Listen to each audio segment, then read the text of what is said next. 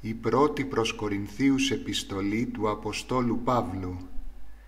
Κεφάλαιο πρώτο. Χαιρετισμός. Εγώ ο Παύλος, Απόστολος του Ιησού Χριστού, κατόπιν κλήσεως κατά το θέλημα του Θεού, και ο αδελφός Σωσθένης, απευθυνόμαστε στην Εκκλησία του Θεού στην Κόρινθο.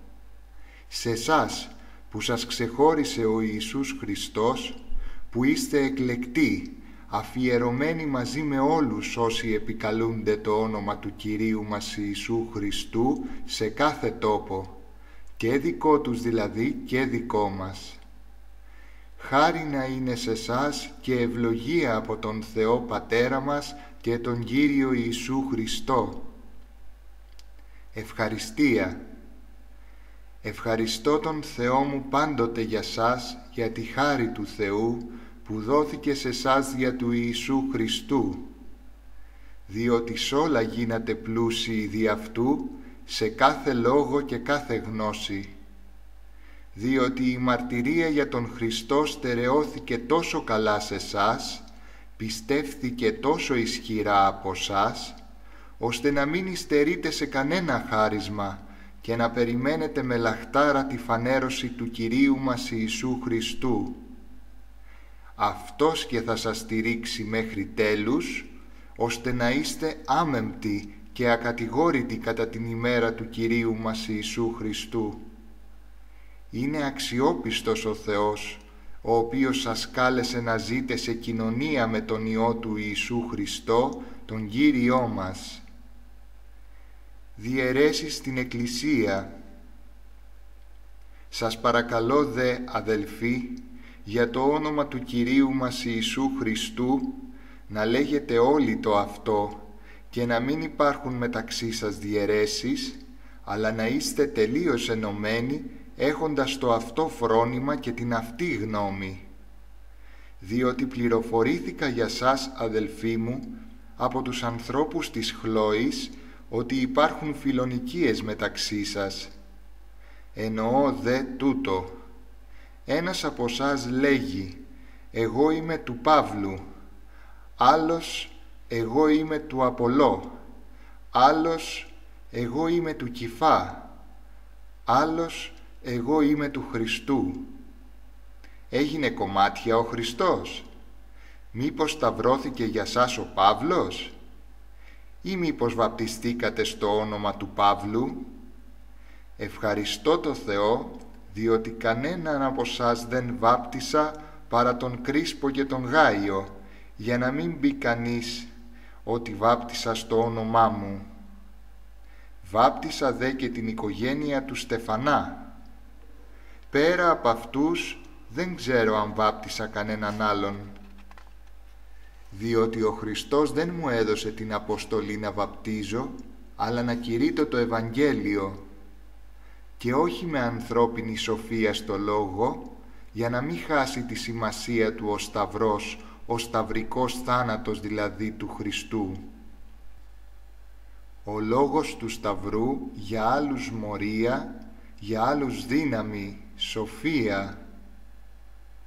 Το κήρυγμα βεβαίως περί του Σταυρού, για όσους μεν βαδίζουν το δρόμο της απολίας, είναι μορία, αλλά για μας που βαδίζουμε το δρόμο της σωτηρίας, είναι δύναμη Θεού. Είναι δε γραμμένο, θα κάνω να χαθεί η σοφία των σοφών και η εξυπνάδα των εξύπνων να αφανιστεί. Πού υπάρχει σοφός? Πού υπάρχει γνώστης και διδάσκαλος των γραφών? Πού υπάρχει διαλεκτικός αυτού του κόσμου? Δεν απέδειξε ο Θεός μορία τη σοφία αυτού του κόσμου? Επειδή δε ο κόσμος παρά τη σοφία του Θεού που φαίνεται στα δημιουργήματά του δεν γνώρισε με τη σοφία τον Θεό, ο Θεός αποφάσισε να σώσει όσους πιστεύουν με τη μορία του κηρύγματος, μορία δε κατά τους σοφούς του κόσμου και λοιπούς απίστους. Επειδή και οι Ιουδαίοι απαιτούν σημείο, θαύμα δηλαδή, και οι Έλληνες ζητούν σοφία, Γι' αυτό εμείς κηρύττουμε Χριστόν εσταυρωμένο, που για μεν τους Ιουδαίους είναι σκάνδαλο, για δε τους Έλληνες μορία. Αλλά για αυτούς που είναι καλεσμένοι, Ιουδαίους και Έλληνες, είναι όντως Χριστός, ο Μεσσίας, Θεού δύναμη και Θεού σοφία. Διότι αυτό που ενεργεί ο Θεός και οι άπιστοι θεωρούν μορία, είναι σοφότερο από τη σοφία των ανθρώπων. Και αυτό που ενεργεί ο Θεός και οι άπιστοι θεωρούν αδυναμία, είναι ισχυρότερο από τη δύναμη των ανθρώπων. Τα μωρά του κόσμου εξελέξατο ο Θεός. Βλέπετε δε, αδελφοί, ποιοι είστε εσείς, τους οποίους κάλεσε ο Θεός. Βλέπετε ότι δεν είστε πολύ σοφοί κατά κόσμον, δεν είστε πολύ με δύναμη και επιρροή, δεν είστε πολύ με αριστοκρατική καταγωγή, αλλά τους θεωρουμένους μωρούς εξέλεξε ο Θεός από τον κόσμο για να κατεσχύνει τους σοφούς, και τους αδυνάτους από τον κόσμο εξέλεξε ο Θεός για να κατεσχύνει τους ισχυρούς, και τους ασήμους από τον κόσμο εξέλεξε ο Θεός και τους τυποτένιους, τους θεωρουμένους ανυπάρκτους, για να καταργήσει τους υπαρκτούς και τους σπουδαίους.